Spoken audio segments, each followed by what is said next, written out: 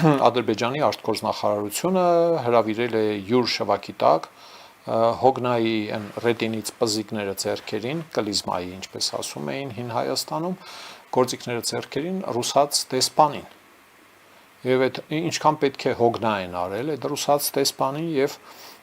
Հոգնայի պատճառը եղել է հետեւյալը, թե Ռուսաստանի Դաշնության իշխանությունը պարտավոր է Ռուսաստանի լրատվամիջոցներում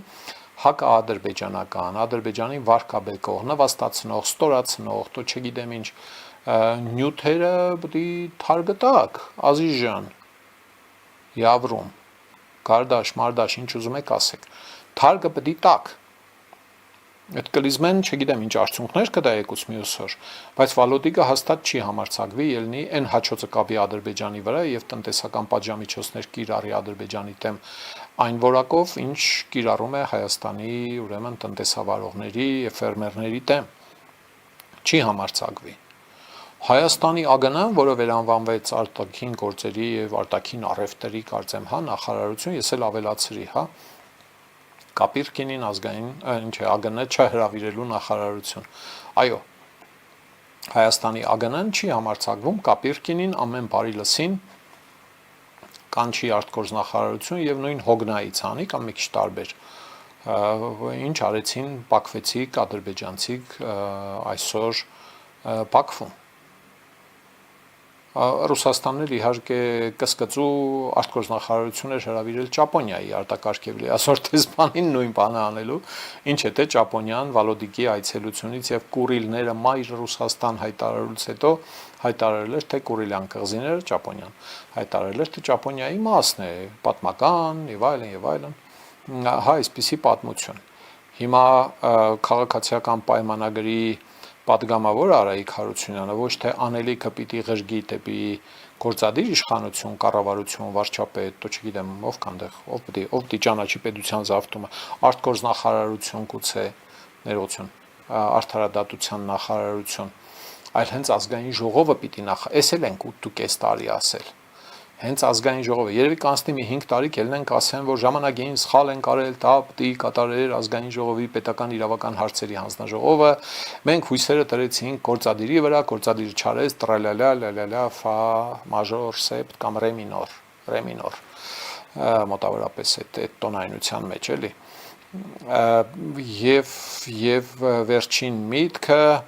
Գործադիրը միջոցներ կձեռնարկի, որ մինչև 31 թվականին սպասվող ընտրությունները ձերբազատվեն նմանատիպ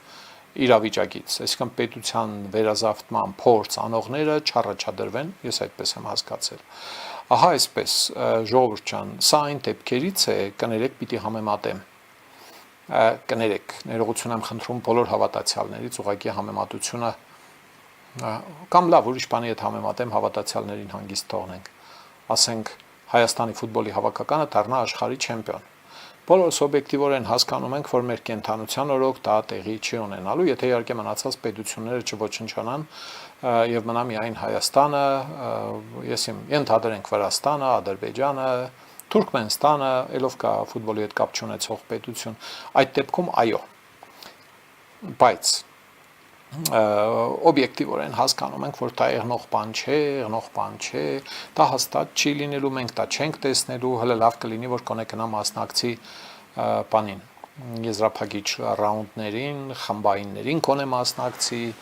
play-off անցնի, ելնի 1/8 կամ 1/16 եզրափակիչ, էլի մեծ բան կլինի, երջանկություն կլինի եւ այլն,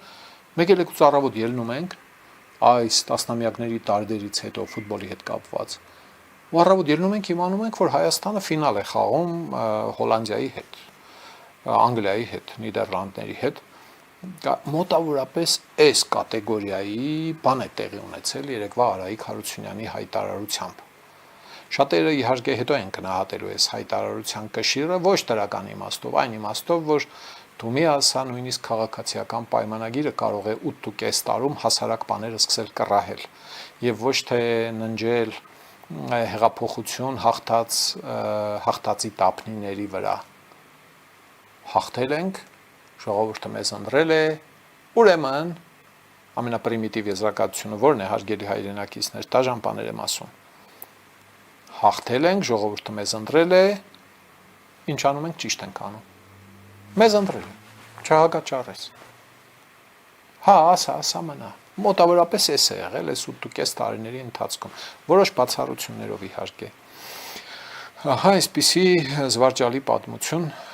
մի բան էլ է ինձ հետաքրքիր, բայց այնքան էական չէ, այստեղ արդեն իմ անձնական եսն է խոսում, էլի, մեջս կներեք այդ անհամեստության համար, ես ու ընկերներիս անունից եմ ասում սա։ Արթուր Սակունցի անունից, Ստյոպա Սաֆարյանի եւ բազմաթիվ ուրիշ ընկերների անունից, թե հիշում եք, որ մենք ասում էինք դա, թե էդ էլ չեք հիշում, ասենք չեք մտաբերում։ Լինում է, չէ, որ կյանքի ընթացքում մարդը տարբեր տեղերից տարբեր բաներ է լսում, մոռանում է, որ դա լսել է, հետո ենթագիտակցությունը կամ կյանքի փորձը դաժան դեպքերը էսային բան ամրակոդի գցելու կարևոր լինելը։ Մի օր փորձանքի է գալիս, մեկ էլ ասում է, այ մարդ ճիշտ է, էլի, ամրակոդի պետք է գցվեր, ու չի հիշում, որ դա իրեն ժամանակին 4748 անգամ ասվել է։ Համի ինձ շատ հետաքրքիր է, էլի, օրինակ, հա գրավոր գրել տվել ենք ժողովուրդ, մենակ ասելը չէ, մեռանք գրելով։ Մի խոսքով, այս տխուր խառը զգացումների բանն է, էլի, այն անեկդոտից է ասում է, Փեսեն տեսնում է, որ Զոքանջը ավտոյով ընկնում է ծորը, ուրախանում է, վերջի րոպեին տեսնում է, որ դա իր Mercedes 500-ն էր, 500-ներ, սեփականներ, էլի, դե խառը զգացումներ են, էլի, եւ ուրախանում է եւ տրտմում է, մոտավորապես այսպիսի լուր էր այս հայտարարությունը, կարելի է իհարկե այսօրվա հաղորդումը այս թագուպսակով ավարտել, բայց թե գործը պիտի շարունակենք, ժողովուրդ ջան։ Հա, այսպիսի բաներ։ Մարդու իրավունքների պաշտպանության եւ հանրային հարցերի մշտական հանձնաժողովի նախագահի տեխնացու է գրվել այսօր Լիլիթ Գալստյանը, կարկառուն ականավոր դաշնակցականը, որը բարեհաջող կերպով գրեթե միշտ եղել է Սերժ Սարգսյանի պահած փայփայած հանրապետական կուսակցության հետ կոալիցիայի մեջ, որոշ բացառություններով, ժամանակային որոշ բացառություններով, տեսել է ինչ է տեղի ունենում Հայաստանի ընտրողների վրա գլխուն, Հայաստանի շարքային քաղաքացիների վրա գլխուն, բանդերում է վիճակը տեսել, ահագին երկար ժամանակ, բավարարվել է նրանով, որ այցելել է բանդերում գտնվող որոշ բանդարկյալների, որոնց մինչև հիմա չի համարձակվում կոչել քաղբանդարկյալներ, եւ այսօր առաջադրվել է Մարդու իրավունքների պաշտպանության հանձնաժողովի նախագահ ելույթներ, հարց ու պատասխան եւ այլն, հա, իդեպ անցած օրերի ընթացքում քանի գնում արագանում է հանձնաժողովների նախագահների տեխնացությունների քննարկումը։ Եթե առաջին օրերին մեկական օր էր հատկացվում, գրեթե այդքան էր տևում ազգային ժողովի հանձնաժողովների նախագահների տեխնացուների քննարկմանը, հիմա օրական 2-3 տեխնացուի է հասնում հարցը, 12 հանձնաժողով կա, հարգելի հայրենակիցներ, որոնցից 7-ի նախագահի պաշտոններին հավակնում է քաղաքացիական պայմանագիրը իրենց ստացած քվեների համամասնությամբ, 4-ինը ուրեմն ուժեղ Հայաստանը եւ այս մեկ հանձնաժողովի նախագահի բաժինը ընկել է Հայաստան դաշինքին, Քոչարյան Ռոբերտի խմբակցությունը Մարդու իրավունքների հանձնաժողովի նախագահ։ Հա, էլի, իսկապես, ոնց որ բանը, լավ չասենք, չեմ ուզում որևէ մեկին վիրավորել, բայց թե դուք ուր մարդու իրավունքները ուր, թե երբ նեղն եք ընկնում, հիշում եք մարդու իրավունքները, երբ լեն եք կոալիցիայի անդամ եք, չալաղաշ թիքեկով, բանով, պաշտոններով, բիզնեսներով, կոռուպցիայի մեջ խրված մինչև ականջները, այդ ժամանակ մարդու իրավունքները մի քիչ կարող են բարենպաստ լինել, լավ բան լինել ձեզ համար, էլի, բայց անդիմադիր այն ժամանակվա անդիմադիրների համար ինչ մարդու իրավունք, ինչ բան, ինչ մեղքս եւ այլն։ Լիլիթ Գալստյան, ահա այսպես։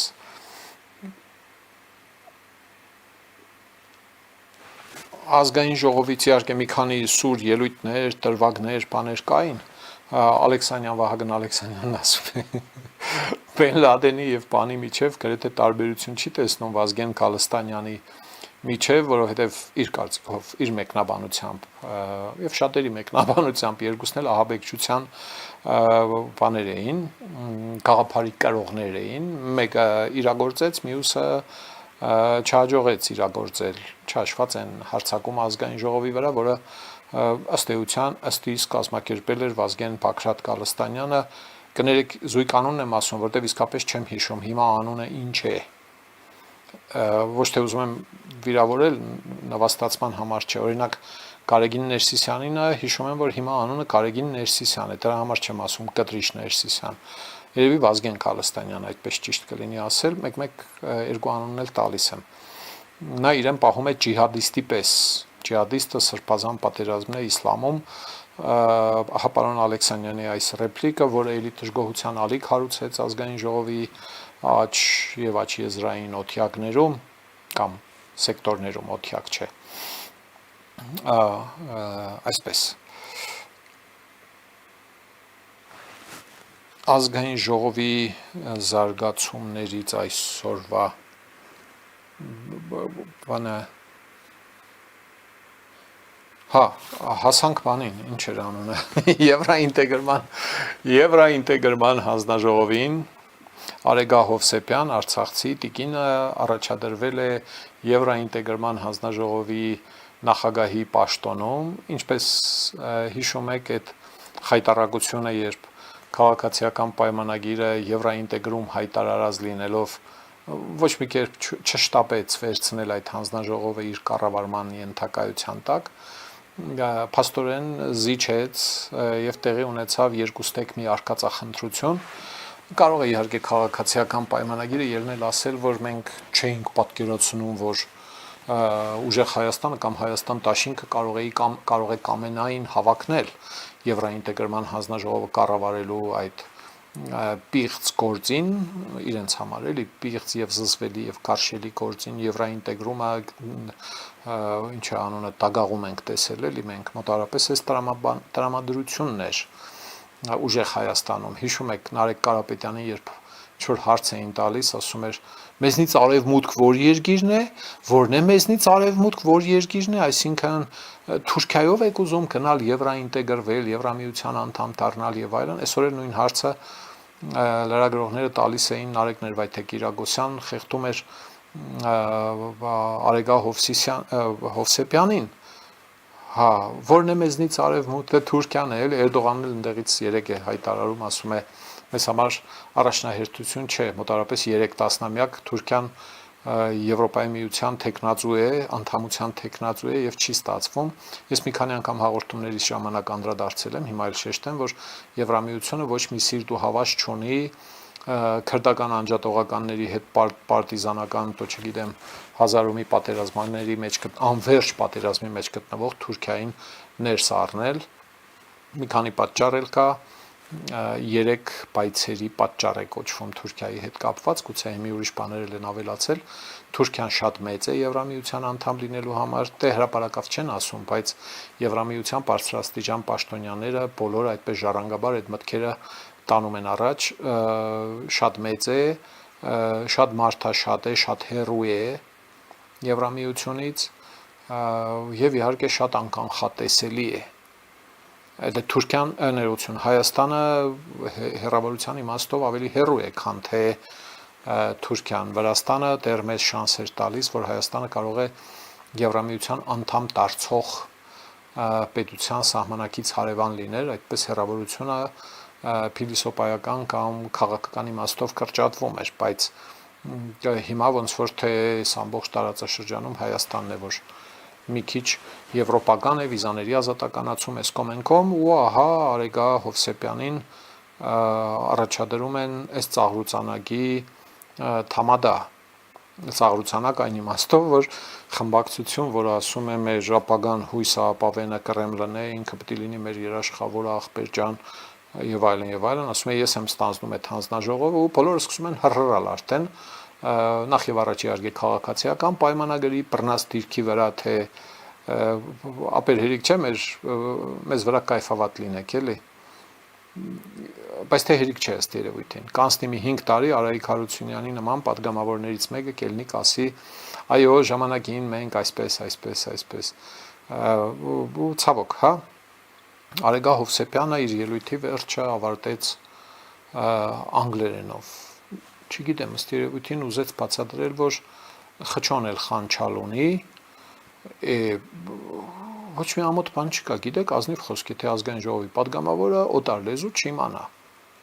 Բավական է, որ ինքը ընտրված է ժողովրդի կողմից առանց ընտրակաշարք, բացարձակ առանց ընտրակաշարք ընտրված է, մարդը չունի օտար լեզվի իմացություն։ Հենց մարդը սկսում է ցուցադրել իր թեր իմացությունը, կիսատ կամ իմացությունը սկսում է ցուցադրել, զորել։ Այդտեղ խնդրեմ ունենք։ Եկուս մյուսօր շոր են ցուցադրելու, կոշիկ են ցուցադրելու, զարդ, մեյքափ, դիմահարդարանք, ինչ է անունը, բիժուտերիա, ոսկեղեն, էսկոմենկոմ, մի խոսքով, այդ կարևոր հանձնաժողովի գործը կնալու է ընկնի փոսը, մի խոսքով։ Այսպիսի բաներ, այնտեղ մնաց կարծեմ երկու հանձնաժողով, Եվրասիայի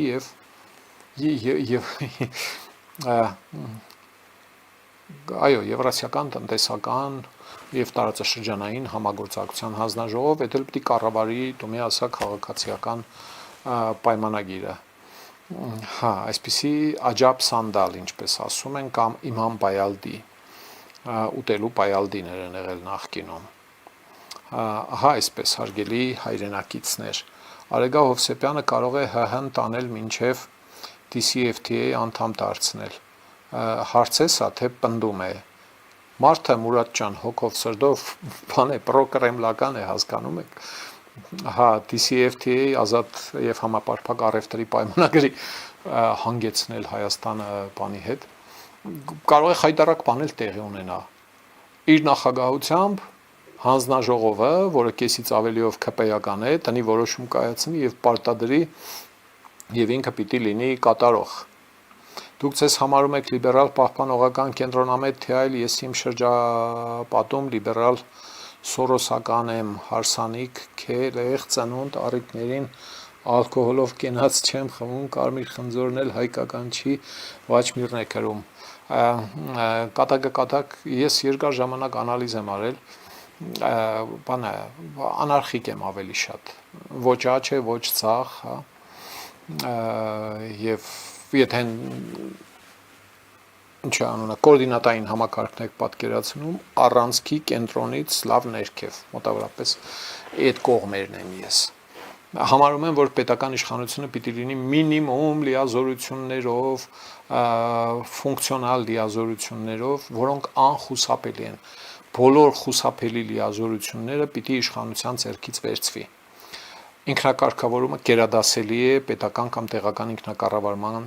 կարգավորումներից։ Սա բավականին բարդ եւ ընդարձակ թեմա է, պնդել եմ, պնդում եմ եւ այլն եւ այլն։ Ցենն էլ կփոխի Արեգան եւ այլն։